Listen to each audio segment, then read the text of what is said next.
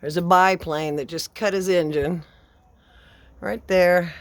But don't worry. One sneaking by us is not going to change the fact that in a few seconds, another biplane will be coming through. I can't believe I can. Since March of this year, Cottonwood skies have changed from quiet and idyllic to come and drink wine down in wine country. All our wineries are downtown, just a mile and a half from me. But now, well, Ollie has Prescott has Riddle Aeronatic. This is the second largest university in Arizona, and people come to learn to be a pilot. And the thing is they come just 50 miles over the mountains to our little biplane airport, and they put a bunch of people in a biplane, and then they just go in a circle. So they basically just circle around the neighborhood over the elementary schools, which is only a half a mile from here. And the thing is somebody that lives in the city go, well, fuck you, that's not a lot of noise. But when you live in the country and there's 13,000 people in town, a biplane going overhead is really loud, and they can go as low as 800 feet.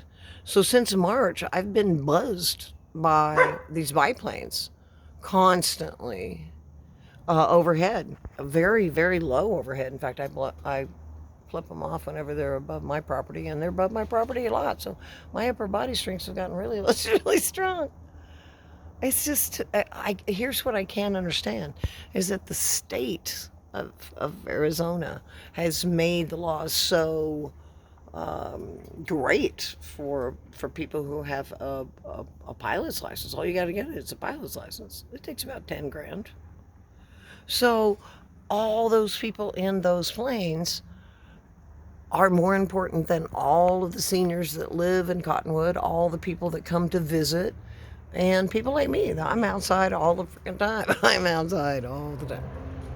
I just am. It's just how I've lived my life since I retired. So, it's tough to accept what is. But when I put my house on for sale in June, let's see if I can get the sun out of this. It's so very cloudy. The mountains over there. Yeah, so here it comes. I'm telling you. It's been 3 minutes since I started the video, and this is what it sounds like now, all the time. And there he goes. Yeah, and notice how he kind of cuts the engine a little bit. Right when they get around here, they started to cut their engine, and they do it a little bit more than they did. And I honestly, I like to think that the reason they do is because when they come by my property, I flip them off since March. So maybe they're like, hey, let's not get so close to her property. I like to think it's me. Give them hell. Give them hell. Push against what you don't like. But in the end, it is what it is. And yeah, eventually I will be out of this valley, and I'll be up hopefully in Munns Park or around Flagstaff, where there is not a biplane airport 1.5 miles from me. Or 2.5 miles. Namaste. Oh, here goes another one. Here it is. Where is it? Always can hear it before you see it. And there it goes. So every sunset,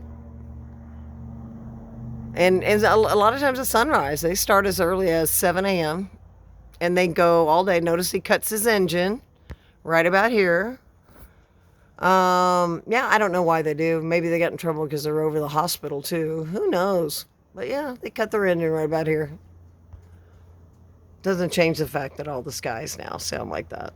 So for me to keep my soul, be still my soul, to keep my soul and my home sane, I'm heading up north.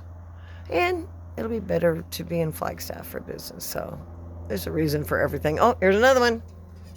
Another one. We should do like I should do a video of Where's Waldo and try to catch all these, but sunset seems to be a really great time to catch all these. Oh, there he is. There he is.